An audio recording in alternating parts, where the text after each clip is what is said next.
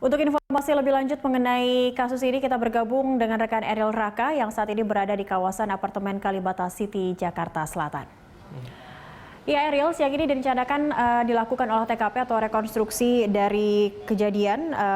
Informasi apa yang sudah didapatkan dari rekonstruksi kasus ini?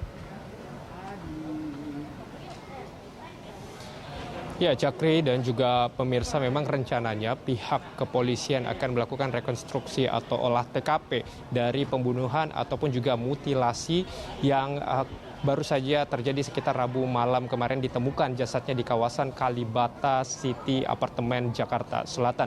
Dan informasi yang kami dapatkan bahwa memang pihak kepolisian akan melakukan olah TKP ini di pukul 12.30 waktu Indonesia bagian Barat. Namun memang rekonstruksi atau olah TKP ini tidak hanya dilakukan di tepat di belakang saya, itu di kawasan Kalibata City, Jakarta Selatan, tetapi juga akan dilakukan di salah satu tempat atau tempat kejadian perkara pembunuhan di salah satu kawasan di Taman Sari, Semanggi.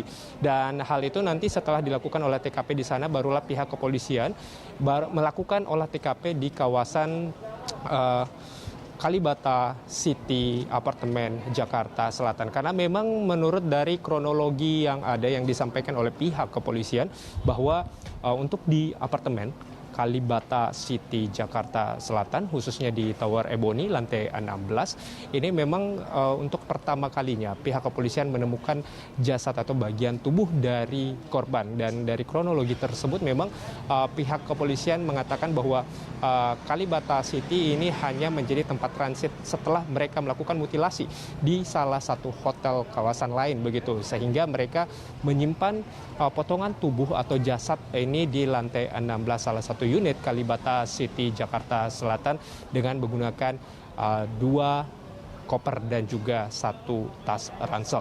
Dan memang tadi saya sempat melihat langsung, Cakri dan juga pemirsa, bagaimana lokasi di Tower Ebony ini setelah kita naik dari lift. Memang di lantai 16 tidak jauh dari setelah membuka lift, lokasi kamar tersebut ini memang bertepatan dengan pintu lift, sehingga sangat mudah begitu untuk kita lihat adanya garis polisi. Tentunya ini akan dilakukan rekonstruksi ketika ada pihak kepolisian dan melihat apakah ada fakta-fakta baru dan mendalami bagaimana para pelaku melakukan pembunuhan ataupun juga mutilasi di kawasan 2 lokasi begitu. Ada beberapa lokasi yang pihak kepolisian saat ini terus mendalami.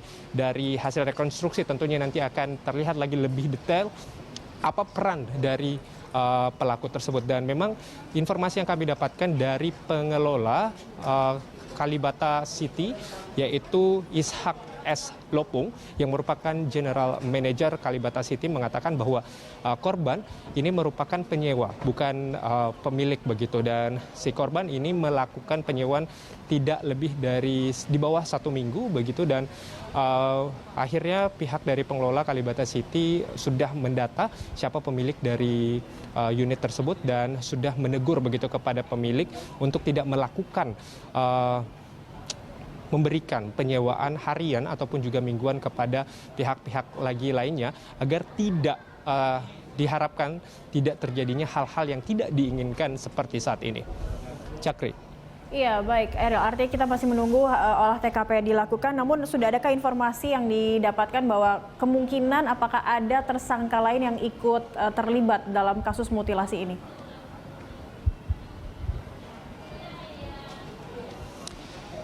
Ya, Cakri dan juga pemirsa, memang dari pihak kepolisian masih terus mendalami terkait dengan pembunuhan ataupun juga mutilasi yang ditemukan oleh pihak kepolisian jasadnya pada Rabu malam kemarin di Kalibata City, Jakarta Selatan. Dan memang untuk sejauh ini pihak kepolisian mengatakan baru hanya ada 2 tersangka, yaitu DAF dan juga LAS, di mana LAS ini merupakan wanita yang memang mengencani korban dan bertemu di aplikasi dating begitu, dan setelah itu berpindah ke aplikasi chatting yaitu WhatsApp dan melakukan komunikasi dan melakukan pertemuan bersama sang korban. Dan LAS dan juga DAF ini melakukan rencana untuk pembunuhan sampai akhirnya terjadilah mutilasi dan ditemukannya bagian tubuh ataupun jasad korban di kawasan Kalibata City, Jakarta Selatan. Dan memang pihak kepolisian tidak hanya mendalami apakah ada tersangka baru, tetapi juga ini sangat mendalami apakah ada korban lainnya. Karena jika kita melihat motif dari dua pelaku ini adalah untuk menguras ataupun juga mengambil harta dari sang korban. Dari pihak kepolisian mengatakan bahwa pelaku ini menguras rekening korban ada sekitar 97 juta rupiah dan juga ada sejumlah emas antam begitu yang mereka sita, dan memang modus ini berkaitan dengan untuk mengambil harta dari sang korban, dan pihak kepolisian tentunya akan terus mendalami dan diharapkan dari rekonstruksi ataupun juga olah TKP pada hari ini semakin bisa terlihat apakah ada korban lainnya ataupun juga pelaku-pelaku lainnya dari kasus pembunuhan ataupun juga mutilasi yang baru saja kita ketahui Rabu malam kemarin ditemukan jasadnya di Kalibata City Apartemen Jakarta Selatan. Cakri. Ya, baik Ariel, terima kasih atas informasinya. Kita akan perbarui update terakhir seperti apa dari kasus mutilasi ini. Terima kasih teman-teman. Dan pemirsa, itu tadi laporan langsung Ariel Raka dan juru kamera Rio Cornelianto dari kawasan apartemen Kalibata City, Jakarta Selatan.